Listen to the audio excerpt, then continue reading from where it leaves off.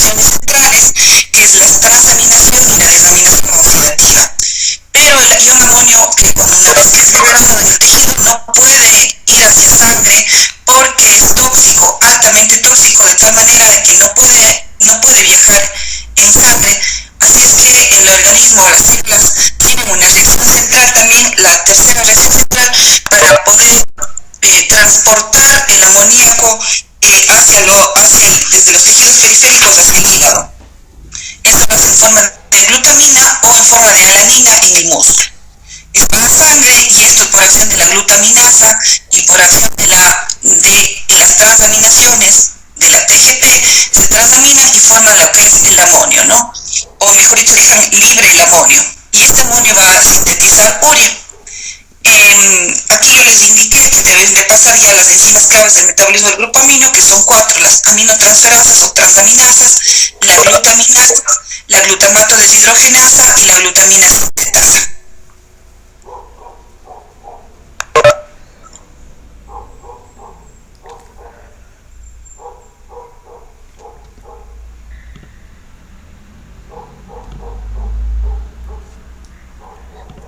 Es decir, las aminotransferasas, las caracterizan por la aminotransferasa, por la glutamato deshidrogenasa, por la glutamina sintetasa y por la glutaminasa, ¿no? Estos son los procesos más importantes. Los menos importantes, hay una desaminación directa y también hay la aminoácido oxidasa, un proceso que vimos el día de ayer, que es la aminoácido oxidasa. Bueno, todas las reacciones ya las vimos el día de ayer, no vamos a repetir. Hoy vamos a ver el ciclo de la urea, ¿no? La urea es la principal forma de eliminación de los grupos aminos de los aminoácidos y constituye aproximadamente el 90%, el 85 a 90% de los componentes nitrogenados de la orina. Es decir, hay una molécula insoluble, de bajo peso, hidrosoluble, de bajo peso molecular, que le da las características de que puede ser de fácil excreción. Los túbulos renales pueden excretarla de forma directa y se elimina, por lo tanto, los grupos amino de los aminoácidos en esta forma primordialmente. Sabemos que hay otras formas, podemos eliminar como en 10% en total, como amoníaco libre, como creatinina, como ácido úrico. La forma primordial por la cual los seres humanos eliminamos el nitrógeno es por la síntesis de la urea, ¿no? Uno de los nitrógenos de la molécula de urea proviene del amoníaco libre. Perdón, voy a verle acá. ¿Sí? ¿De dónde vienen los nitrógenos para que entre al ciclo de la urea? El primero viene del amoníaco libre y el otro del aspartato. Es decir, las reacciones de transaminación y la desaminación oxidativa producentes, ¿no es cierto? Las transaminaciones siempre van a transaminarse finalmente con el alfa-cetoglutrato para hacer glutamato. Y este glutamato, a su vez, ¿no es cierto?, puede dar, también se puede transaminar con el oxaloacetato y formar aspartato. Significa que si se recibe los nitrógenos de los aminoácidos y el glutamato se transamina con oxaloacetato, termina siendo aspartato. Significa que el un nitrógeno del ciclo de la urea viene a partir del aspartato.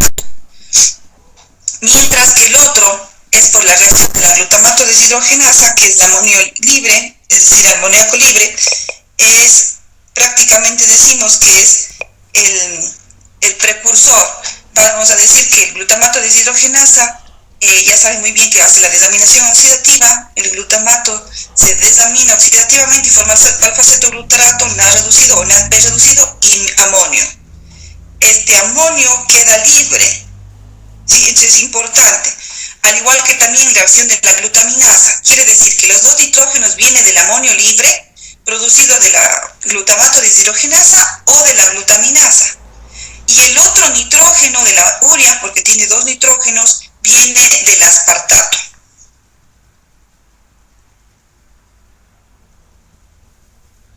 ¿Ya? ¿En dónde se produce lo que llamamos el ciclo de la urea, llamado también ciclo de la ornitina, o el ciclo de Krebs-Ganseleite? Es un ciclo que se produce en el hígado y tiene dos lugares, tanto en la mitocondria como en el citosol.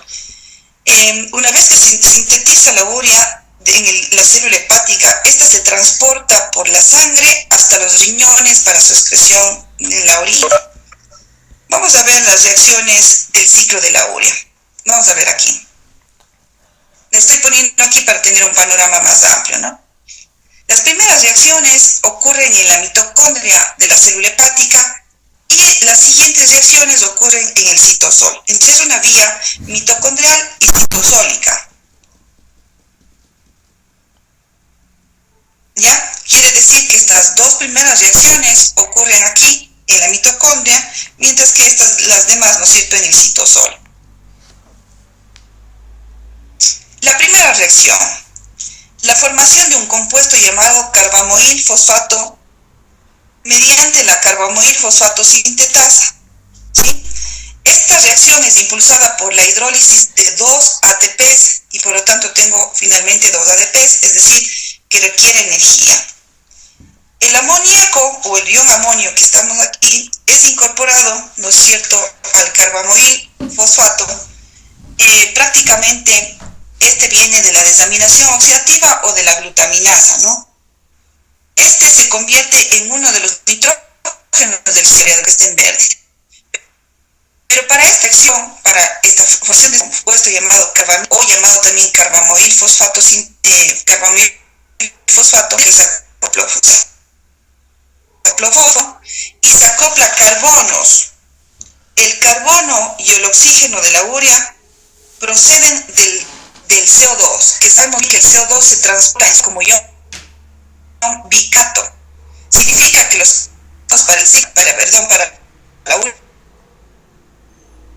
mestato mediante enzima carbamoil sintetasa la acopla amonio grupo oxorilado dando el compuesto llamado carbamoil o carbamoil fosfato. Siguiente reacción, una vez formado el carbamoil o carbamoil fosfato, la porción carbamoilo de este compuesto es transferida a la ornitina. Vamos a ver la ornitina. ¿Qué es la ornitina? Como ustedes pueden ver, la ornitina es un aminoácido. Miren, tiene un grupo aminados, tiene un grupo carboxilo, pero la ornitina entra en el grupo de lo que llamamos aminoácidos no proteicos. Por acción de una enzima llamada ornitina transcarbamilasa o llamada también transcarbamoilasa, ¿sí? Entonces prácticamente decimos que esta porción carbamilo es transferida a la ornitina, de tal manera que prácticamente esta condensación produce lo que llamamos citrulina. Esta porción de aquí produce, esta de aquí es acoplada a la ornitina y tenemos el resultado citrulina. Esta citrulina es transportada, mediada por un transportador en la membrana mitocondrial interna y externa. El transportador va a permitir la salida de la citrulina hacia el citosol. Significa que tanto la ornitina como la citrulina son aminoácidos prácticamente básicos que participan en el ciclo de la urea y que no son aminoácidos proteicos, ¿no? No se incorporan en las proteínas celulares porque no existen prácticamente codones para estos aminoácidos. La ornitina siempre se va a regenerar cada vuelta que dé el ciclo, ¿sí? De una forma similar a como lo hace el oxaloacetato en el ciclo de Krebs. Por eso se llama ciclo de la urea, ¿no? Entonces ingresa la ornitina y la citrulina sale por transportadores, ¿no es cierto?, en la membrana mitocondrial interna. Una vez que la citrulina sale, tenemos aquí el compuesto. La citrulina, a través de una enzima llamado arginino succinato sintetasa, combina o condensa la citrulina con el aspartato. Este es el aspartato. Aquí viene el segundo donador del ciclo de la urea. El segundo donador de nitrógeno, ¿no? Vamos a ver aquí.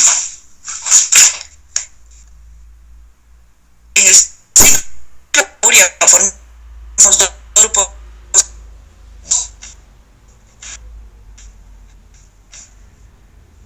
vienen estos dos.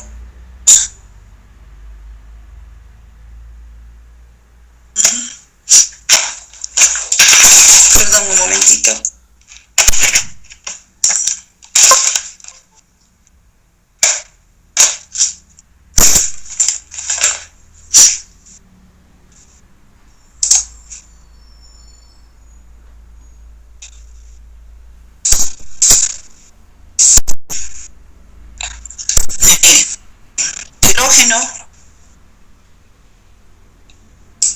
El unitrógeno viene de la reacción de la glutamato deshidrogenasa o de la glutaminasa. El unitrógeno es libre. Y el otro nitrógeno viene del aspartato. Ahora, ¿de dónde viene el aspartato? El aspartato viene de la transaminación del glutamato con oxaloacetato, formando aspartato y formando el alfa-acetoglutarato. Esta reacción de transaminación mediada por la TGO, ¿no es cierto?, que hay TGO citosólica y mitocondrial, esta determina que este glutamato que llega puede transaminarse con alfa-acetoglutarato para dar aspartato. Prácticamente decimos que este nitrógeno viene del glutamato. ¿El glutamato de dónde viene? Viene de los aminoácidos que se transaminaron para formarlo. Entonces, el siguiente paso es esta condensación de la citrulina más el aspartato. Una vez que tenemos esto, por acción de la enzima arginino-succinato sintetasa, aquí prácticamente necesita la hidrólisis de un ATP.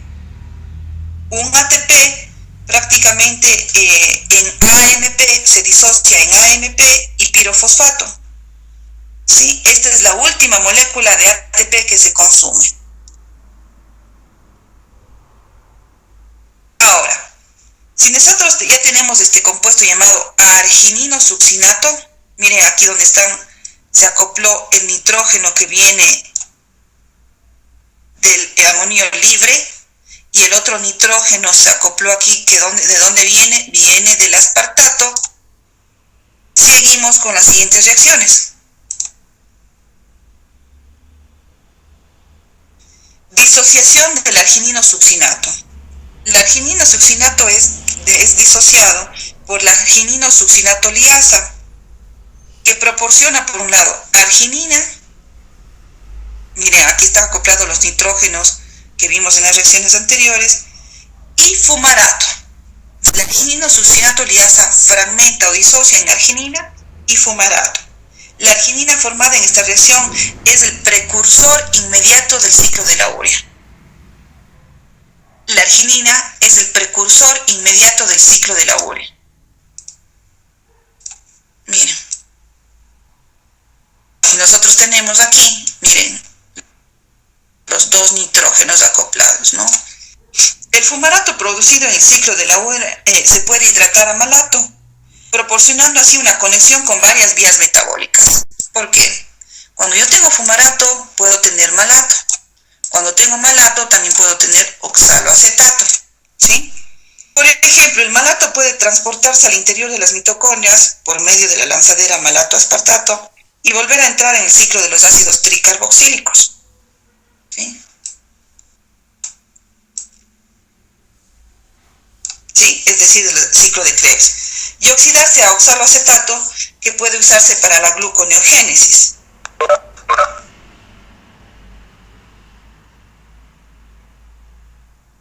También el oxaloacetato puede convertirse en aspartato por las transaminaciones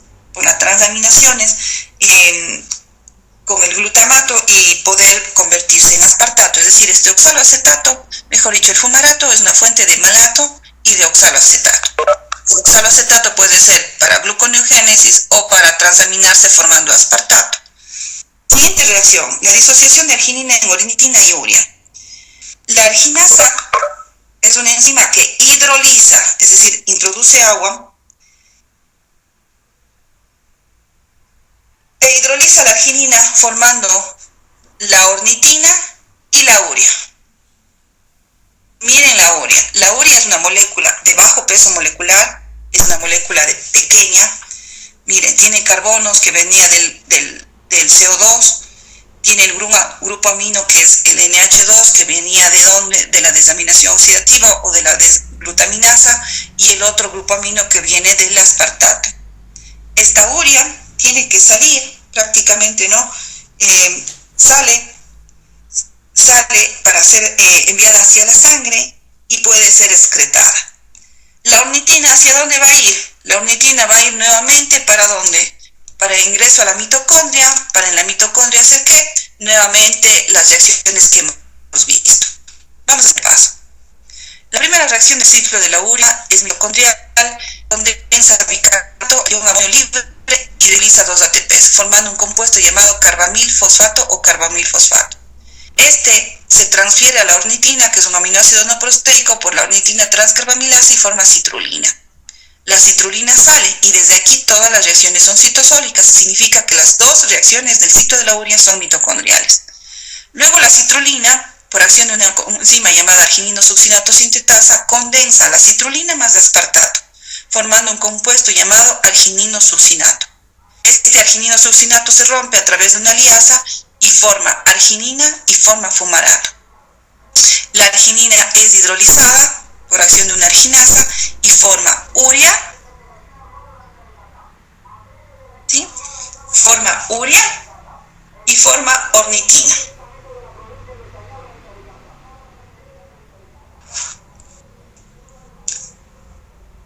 Listo. ¿Cuál es el destino de la urea? La urea difunde desde el hígado hacia la sangre, la cual la transporta hasta los riñones, donde es filtrada y es excretada hacia la orina. Nosotros no tenemos metabolismo de la urea, es decir, nosotros llegamos, las células renales solamente la filtran, ¿no?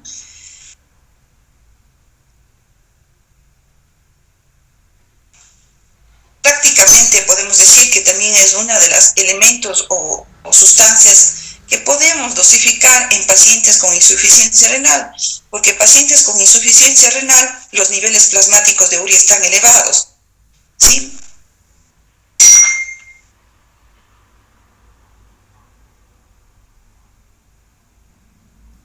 Aquí está un resumen básicamente del ciclo de la urea, ¿no?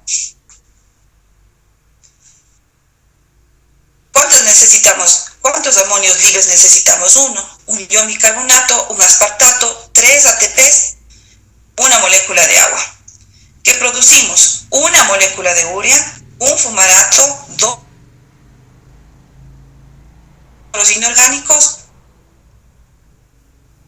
Prácticamente decimos que se hidrolizan aquí, nosotros hidrolizamos 3 ATPs, pero en la reacción que ustedes vieron aquí, miren, de la argininosuccinato sintetasa se rompe un enlace de alta energía de un ATP, formando AMP, pero luego este pirofosfato nuevamente es fragmentado aquí, formando 2 fósforos inorgánicos. Quiere decir que se gasta un ATP, pero en realidad son 2 enlaces de alta energía que se están fragmentando. Por eso en la contabilización, voy a decir total del gasto energético o del consumo energético, gasta en realidad 4 ATPs para sintetizar una molécula de urea.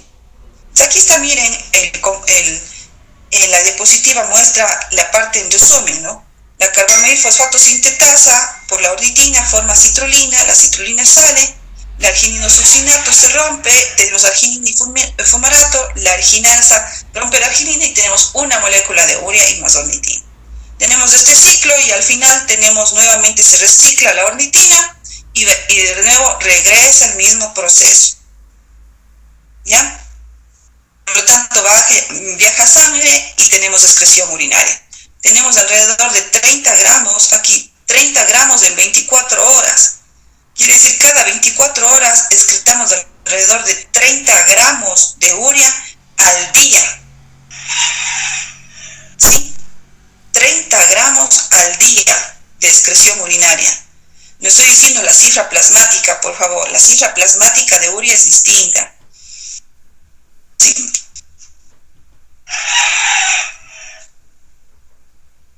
Listo. Prácticamente podemos tener concentraciones altas de amonio, ¿no? La hiperamonemia, ¿qué es? Prácticamente es la elevación de la concentración de los niveles de amoníaco en la sangre.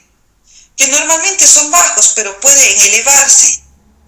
Entonces, cuando se elevan las concentraciones de amonio en la sangre, esto puede generar trastornos, ¿no? Ya sabemos muy bien que genera cuáles son las reacciones que se cambian y por qué genera el trastorno del sistema nervioso central.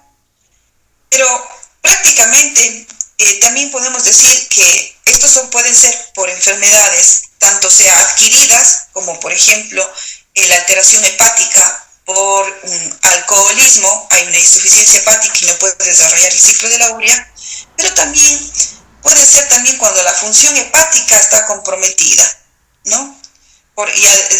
Ya sea por defectos genéticos o por una enfermedad hepática adquirida, como el alcoholismo. Pero también hemos encontrado o se ha determinado que existen defectos genéticos prácticamente que pueden dar una alteración o una hiperamonemia, ¿no? Todo lo que cause hiperamonemia es una urgencia médica, puesto que el amoníaco, ya saben bien que tiene un efecto neurotóxico directo, ¿no? Así es que los signos y síntomas de intoxicación incluye temblor, alteraciones, ¿no es cierto?, balbuceo, somnolencia, vómitos, convulsiones, edema y coma. También, obviamente, a lo que habíamos visto ayer, visión borrosa, ¿no? Concentraciones mucho más altas pueden causar el coma y la muerte, ¿no? Existen dos tipos, la hiperamonemia hereditaria y la hiperamonemia adquirida. En este caso, la hiperamonemia hereditaria, por ejemplo, se han descrito deficiencias genéticas de cada una de las enzimas del ciclo de la urea: carbamilfosfato sintetasa, ornitina transcarbamilasa, argininosuccinato sintetasa. Hay déficit genético. Es una alteración genética que altera la enzima del ciclo de la urea, que saben muy bien que es argininosuccinato liasa y de la arginasa. Su prevalencia es supremamente baja, ¿no? Por ejemplo, la deficiencia de carbamilfosfato 1, ¿no es cierto?, genera hiperamonemia. Prácticamente decimos que la mayoría de estas producen hiperamonemia.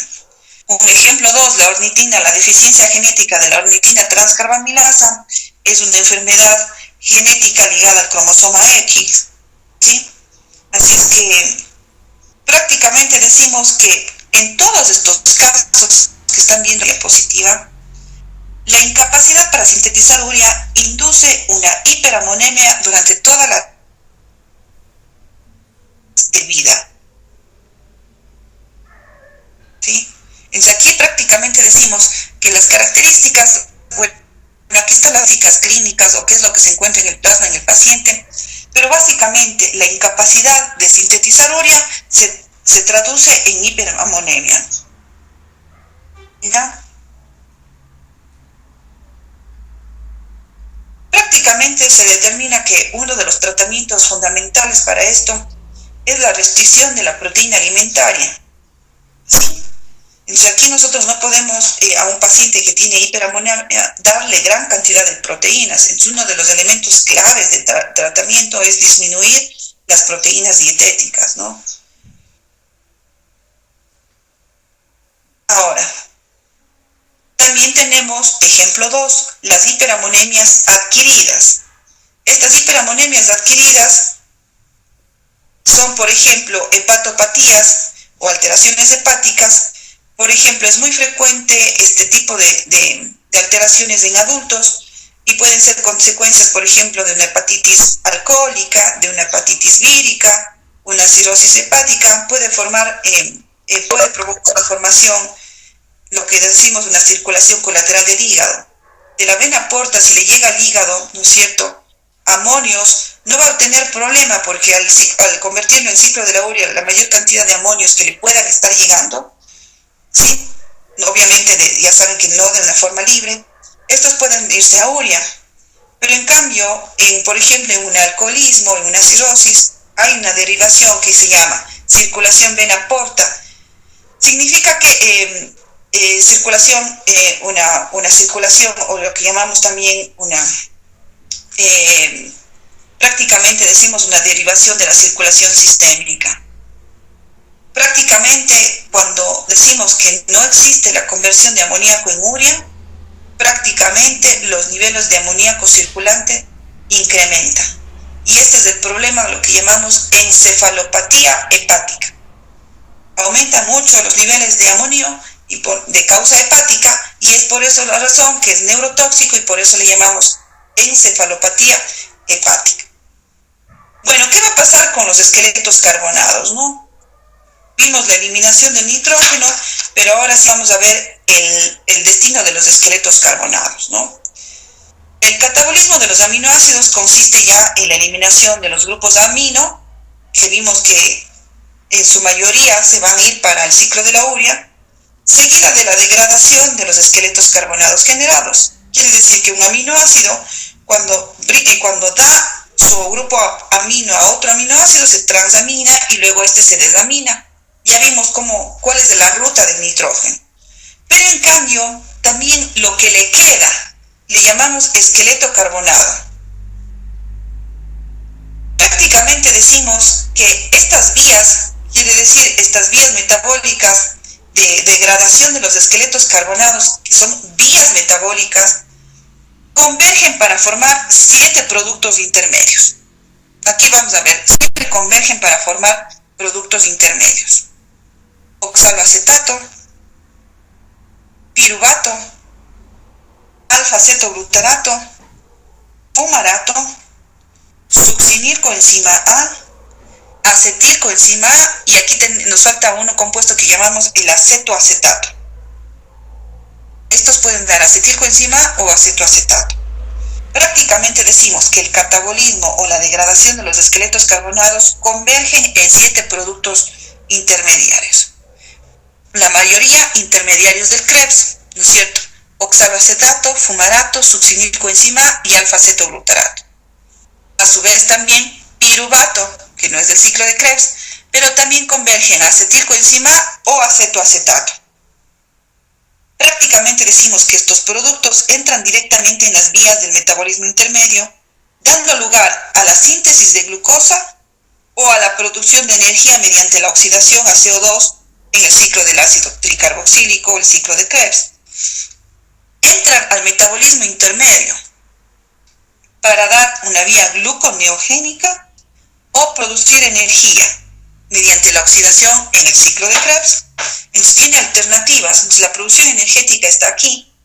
Cuando tenemos esto, por favor, los esqueletos carbonados, entonces decimos cuando un aminoácido o los esqueletos carbonados entran al ciclo o son gluconeogénicos. Vamos a ver ejemplos. Son gluconeogénicos cuando los esqueletos carbonados llegan a formar o piruvato, u oxaloacetato, o fumarato, o succinilcoenzima A o alfa-cetoglutarato. Me explico. Glicina, alanina, serina, cisteína y triptófano a través de una vía metabólica, no es así de simple, una vía metabólica se convierte por acción de varias enzimas y vía metabólica de degradación del esqueleto carbonado de estos, porque el grupo amino se despoja, llega a ser piruvato. Recordarán, el piruvato puede llegar a ser oxaloacetato y este oxaloacetato puede llegar a ser glucosa. Si digo, la arginina, histidina, glutamina y prolina pueden convertirse en glutamato y este por transaminación llega a ser alfa-cetoglutarato. Estos son gluconeogénicos, porque recordar que las primeras reacciones aquí hay descarboxilaciones, sí, no puede darse en citrato ni isocitrato, sino desde aquí. Da esto para dar energía o a su vez para convertirse este en oxaloacetato y este convertirse en glucosa. Por lo tanto, también es gluconeogénico. Valina, isoleucina, treonina y metionina se convierten en succinilcoenzima A por una vía, ¿no es cierto?, vía metabólica. Fenilalanina y tirosina en fumarato y aspartato y asparagina en oxaloacetato. Todos estos compuestos o esqueletos carbonados, que serían de la mayoría de aminoácidos, son gluconeogénicos porque forman glucosa o tienen la posibilidad de formar glucosa y a su vez también pueden ser oxidados en el ciclo de Krebs, si es que yo le pongo acá. Ahora, hay aminoácidos que se llaman mixtos, los que están en verde. porque estos pueden metabolizarse, por ejemplo, el triptófano piruvato, fenilalanina, tirosina, fumarato, isoleucina, succinilcoenzima A, y que tenemos como resultado igual gluconeogénicos. Pero estos, a su vez, también pueden metabolizarse para formar, miren, isoleucina, fenilalanina, tirosina y triptófano, pueden metabolizarse y dar como lugar acetilcoenzima A. Recordar bien que cuando tenemos producción de acetilcoenzima A es imposible formar glucosa a partir de la acetilcoenzima A, porque no puedo dar la vuelta a esta reacción de la flecha que está hacia la derecha, no puedo. Y tampoco en las primeras reacciones del ciclo de Krebs se despojan de esos carbonos. Entonces no son gluconeogénicos. ¿Cómo los denominamos? Les denominamos mixtos porque estos cuatro que están en verde pueden incorporarse a estos intermediarios metabólicos, por lo tanto son gluconeogénicos, pero producen también acetilcoenzima A, por lo tanto también son cetogénicos. Los cetogénicos y glucogénicos o gluconeogénicos es lo mismo, llamados también mixtos, son isoleucina, fenilalanina, tirosina y triptófano. Y existen dos aminoácidos, tan solo dos, que son exclusivamente cetogénicos, y eso hay que recordar: la lisina y la leucina.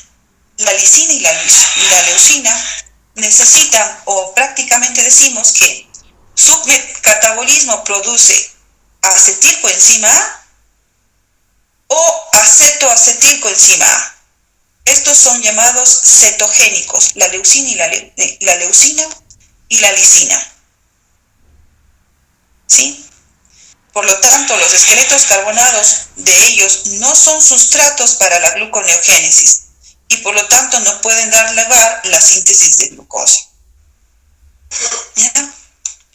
Aquí, por favor, esta diapositiva es muy, muy importante. Da cuenta prácticamente de los aminoácidos gluconeogénicos, cuándo son glucogénicos o gluconeogénicos, aquellos aminoácidos que son la mayoría, cuyo metabolismo proporciona piruvato o uno de los intermediarios del Krebs, como estamos viendo. Estos son. Mientras que a cuáles se les denomina cetogénicos, aquellos que pueden dar como lugar acetilcoenzima A o acetoacetilcoenzima A.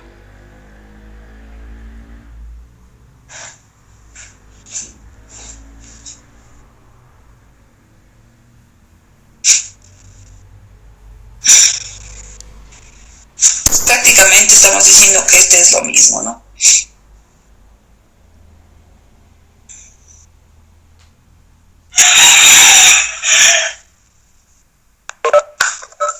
Hay que recordar que nosotros tenemos clasificación de aminoácidos por de dos formas, ¿no? De acuerdo a su estructura y segundo, de acuerdo a la capacidad, o nosotros podemos prácticamente decir que podemos sintetizar aminoácidos, pero no todos. Entonces les clasificamos en esenciales y no esenciales. Los esenciales son los que están aquí, ¿no es cierto?, con el asterisco, y estos sí son importantes recordarles: la metionina, la treonina, la lisina, la valina, leucina, isoleucina, el triptófano, fenilalanina. La arginina y la histidina sí, y la arginina y la histidina se le conoce como semiesencial, es decir, nosotros sí podemos sintetizar, pero a su vez en cantidades insuficientes cuando existe intenso anabolismo, que es durante la etapa de crecimiento. Entonces, por eso se recomienda el consumo de arginina, histidina en estas etapas de crecimiento. Los seres humanos tenemos la capacidad del resto, serina, glicina, glutamina, prolina, etcétera, tienen la capacidad, aspartato, asparagina, tenemos la capacidad de sintetizarlo. Quiere decir que nosotros tenemos una vía de síntesis, ¿sí? Y esta vía de síntesis nosotros tenemos precursores. Por ejemplo, a partir del oxaloacetato nosotros podemos formar aspartato y asparagina. Pero no podemos sintetizar ni metionina, ni treonina, ni lisina.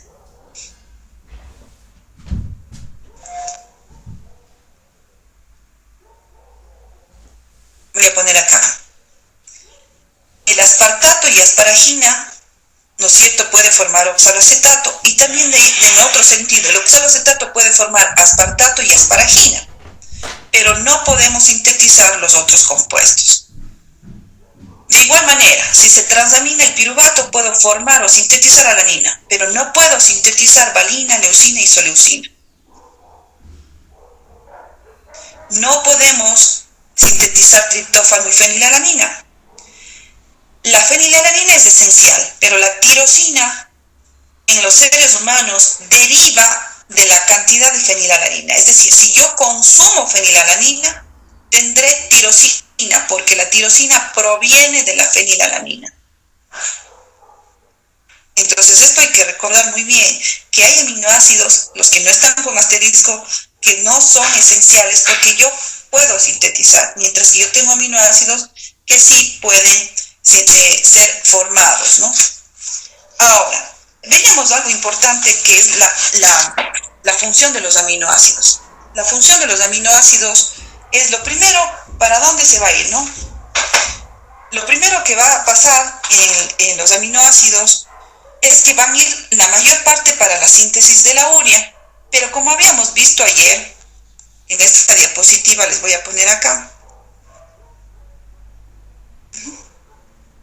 habíamos visto el día de ayer que tenemos vías aquí, que van a ser utilizados los aminoácidos, ¿no?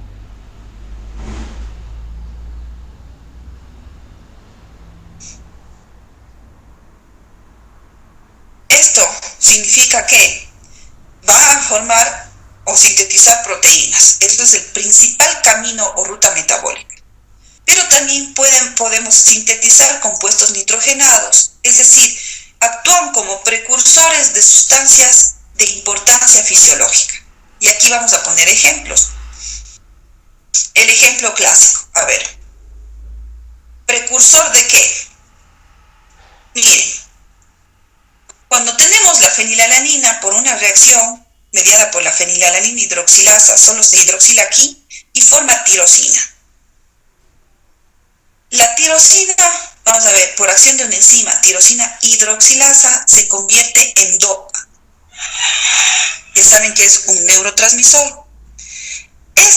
Por acción de la vitamina B6 o PLP, por acción de una enzima descarboxilasa, se convierte en dopamina, el neurotransmisor. La dopamina, por acción del ascorbato o vitamina vitamina C, por acción de una enzima dopamina beta hidroxilasa, con participación del ácido ascórbico, se convierte en norepinefrina o llamado también noradrenalina. Se convierte por acción de otra enzima en adrenalina. Miren, quiere decir que a partir de la tirosina, por una vía metabólica, podemos convertir en médula suprarrenal, ¿no es cierto?, que tenemos adrenalina y noradrenalina. Entonces es un precursor de una sustancia importante, que claro, que tiene nitrógeno en su estructura, miren, sí, porque viene de un aminoácido. Otro ejemplo importante como precursor, el glutamato. El glutamato, por acción de una enzima descarboxilasa que requiere B6, o mejor dicho, la forma activa PLP, se descarboxila el glutamato y tenemos ahora un compuesto llamado ácido gamma-aminobutírico, que es el famoso GABA, o llamado también un neurotransmisor de tipo inhibitorio, ¿no?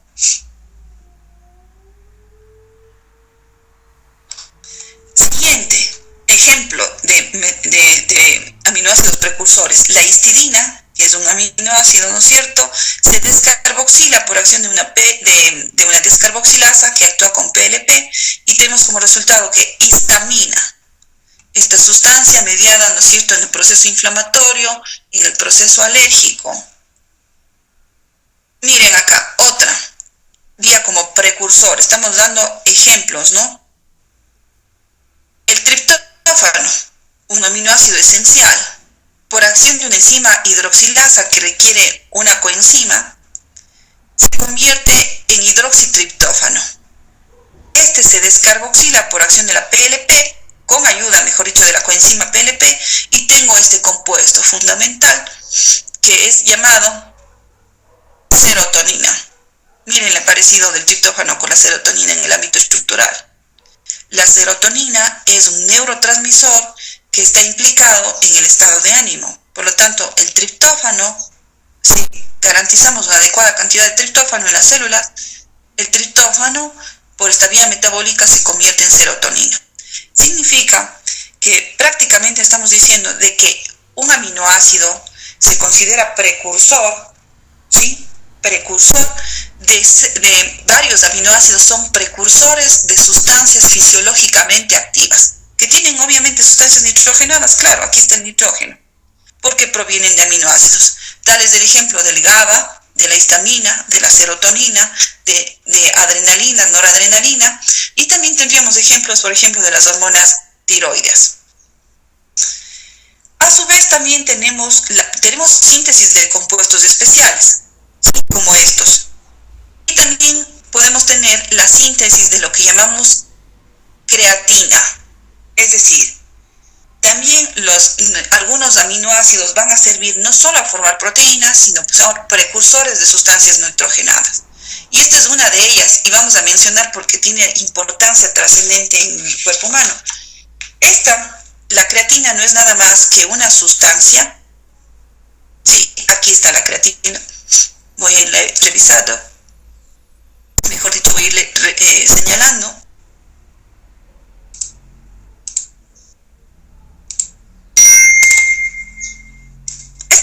Esta es la creatina. La creatina es una sustancia nitrogenada, muy nitrogenada, que es importantísima como una molécula para reservar ATPs. ¿Cómo se sintetiza la creatina? A partir de ciertos aminoácidos: glicina, arginina y metionina. La glicina y la arginina. La arginina tiene este grupo químico que está enmarcado aquí, que se llama un grupo amidino. Por acción de este grupo de una enzima amidinotransferasa, se transfiere este grupo de la arginina, se transfiere acá a la glicina y forma este compuesto llamado guanidinoacetato. ¿Sí? Este guanidinoacetato, por acción de una enzima metiltransferasa, que dona un grupo metilo. ¿De dónde viene el metilo? De la metionina. Entonces aquí tenemos la glicina y la arginina, mejor dicho, el grupo químico nitrogenado, o el grupo amidino, o llamado también guanidino de la arginina, se acopla a la glicina y tenemos guanidinoacetato. Luego este recibe un grupo metilo. ¿De dónde? De la metionina, por una enzima metiltransferasa.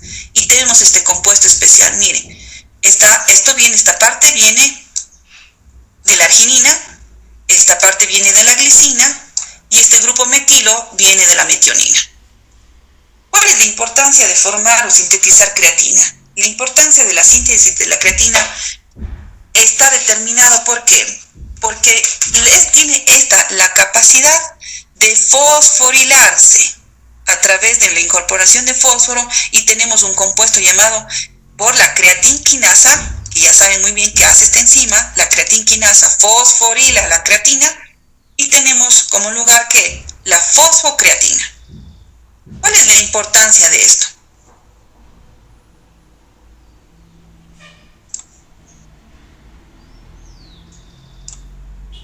¿Cuál es la importancia de esto, por favor? Que la fosfocreatina es un depósito de alta energía, porque durante la actividad física, voy a decir así, durante la contracción muscular, saben muy bien que la creatinquinasa tiene isoenzimas con las fracciones MM, MB y BB. Es un depósito de energía porque esta creatina fosforilada por la creatinquinasa puede desfosforilarse en esta porción, y por lo tanto, un momentito.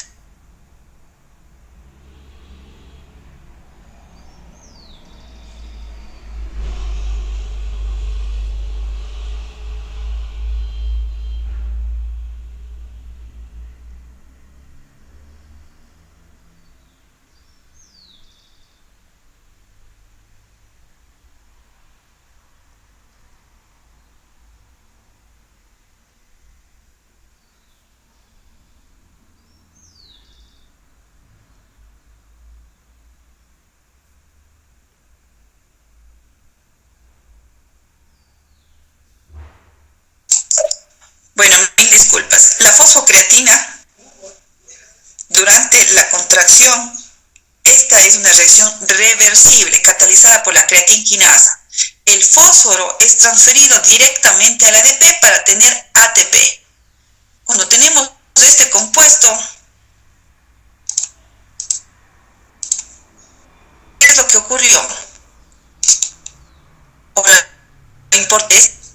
La importancia de esta reacción es que existe ATP de forma directa, sin pasar por este proceso de fosforilación oxidativa, que es lo más importante, pero esta fosfocreatina dona su fósforo directamente al ADP, tenemos síntesis de ATP directo para el músculo. Y da como resultado, obviamente, a la creatina. La creatina se deshidrata, no necesita una reacción enzimática, se deshidrata y forma un compuesto llamado creatinina. Esta viaja por el torrente circulatorio y va hacia el tejido o hacia el riñón para ser excretado. Significa que la creatinina es un producto de desdoblamiento o de deshidratación de la creatina. ¿Ya? Voy a poner aquí creatinina, no creatina. Esta es la creatina, va a formar creatinina, viaja al torrente circulatorio y por vía renal puede salir. Es una forma también de poder eliminar nitrógeno, aunque ustedes saben muy bien que de forma muy secundaria desde el punto de vista cuantitativo. El músculo esquelético en contracción, ¿qué tenemos, no? Tenemos que tener la capacidad de oxidar la glucosa y tener esto tener lactato. Pero también tenemos la capacidad de de oxidar cuerpos cetónicos, ácidos grasos, ¿sí? Para tener tanto esto como esto me da ATP. Pero una fuente importante, ¿sí? Aquí tenemos que una fuente importante de energía del músculo en la contracción, ya no solamente es la glucosa ni los ácidos grasos, sino es esta fosfocreatina. Por lo tanto, esta fosforilación, o mejor dicho, la transferencia del fósforo de la fosfocreatina al ADP da síntesis de ATP.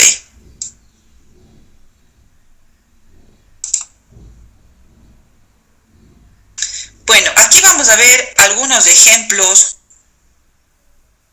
y voy a permitirme dar el ejemplo del metabolismo de un aminoácido, porque no vamos a hacerlo de todos, porque en realidad no acabaríamos nunca, ¿no?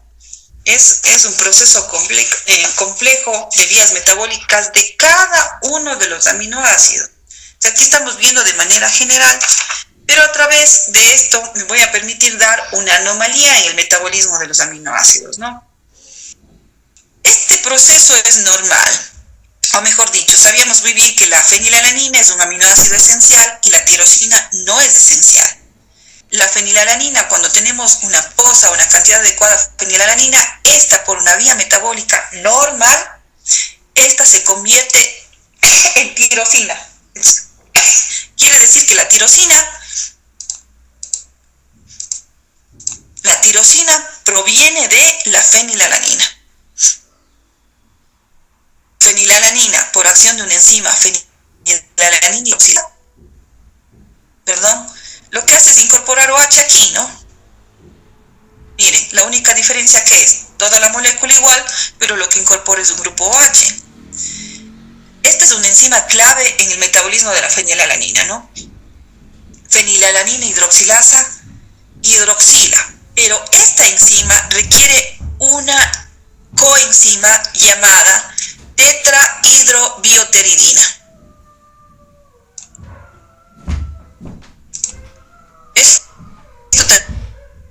Necesita una coenzima denominada tetrabioteridina. Voy a ponerlo acá. La fenilalanina, por acción de la fenilalanina hidroxilasa, reacción irreversible, forma tirosina. Pero para esta reacción necesita NAD reducido más oxígeno. Pero a su vez requiere una coenzima fundamental que es la tetrahidrobioteridina. Esta prácticamente decimos que ¿de dónde viene esta tetrahidrobioteridina? Prácticamente decimos que proviene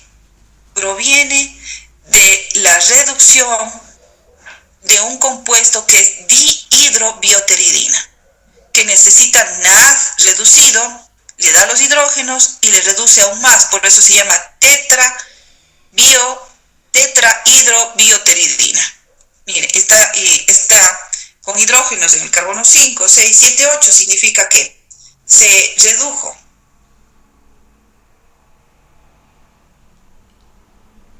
Quiere decir que esta enzima de reducción que se llama dihidrobioteridina reductasa reduce a esta dihidrobioteridina y le hace activa, formando lo que llamamos tetrabioteridina. ¿Por qué estoy hablando de esto? Porque hoy en día se ha descrito mutaciones tanto en la enzima fundamental fenilalanina hidroxilasa, tanto como en la enzima que activa a la coenzima. Entonces, ahora vamos a revisar esto, ¿no? Es lo mismo que estamos viendo acá. La fenilalanina hidroxilasa hidroxila y forma tirosina, pero para ello es fundamental la participación de la tetrabioteridina. Esta, al donar los hidrógenos acá, queda convertida a dihidrobioteridina. Esta nuevamente se tiene que reducir por acción de la dihidrobioteridina reductasa y forma la tetrabioteridina. Y así sucesivamente. Quiere decir que esta se oxida y esta se reduce por acción de esta reductasa. Entonces aquí hay dos enzimas implicadas claves para poder generar esta reacción. Tanto la fenilalanina hidroxilasa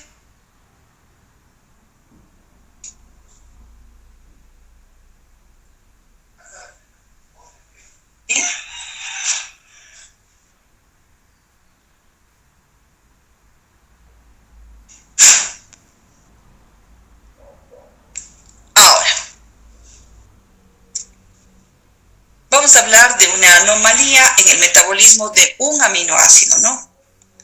Estas son anomalías congénitas del metabolismo que están causadas regularmente por genes mutantes, que por lo general producen proteínas anómalas y con frecuencia enzimas anómalas, ¿no? Porque ya sabemos la estructura de las enzimas. Estas alteraciones hereditarias pueden expresarse con pérdida parcial o total de la actividad catalítica de la enzima implicada. Y por lo tanto, sin el tratamiento, las anomalías de este metabolismo de aminoácidos provocan generalmente o frecuentemente discapacidad intelectual, o también pueden generar defectos u otros defectos del desarrollo como una consecuencia de una acumulación perjudicial de metabolitos, ¿no? Entonces esto es lo que cae en el subgrupo de este tipo de enfermedades que denominamos enfermedades por toxicidad o por acumulación de productos o de metabolitos. Vamos a decir por qué se acumulan, ¿no? Prácticamente se ha descrito alrededor de 50 trastornos de este tipo. Y los muchos son raros y con una frecuencia muy baja, ¿no? Pero colectivamente, sin embargo, constituyen una parte muy significativa de las enfermedades genéticas pediátricas, es decir, en conjunto. Y la fenilcetonuria es la enfermedad más importante del metabolismo de los aminoácidos, puesto que es relativamente común, voy a decir relativamente común en relación a las otras, y responden al tratamiento alimentario. Hoy en día es importante lo que llamamos las pruebas de detección o screening neonatal, que quiere decir pruebas de detección en recién nacidos, para detectar, ¿no?, los numerosos trastornos que son tratables, incluidas alteraciones del metabolismo de aminoácidos, ¿no? Así es que se realiza una prueba, se coloca una muestra de sangre obtenida, ¿no es cierto?, del talón, en un papel filtro,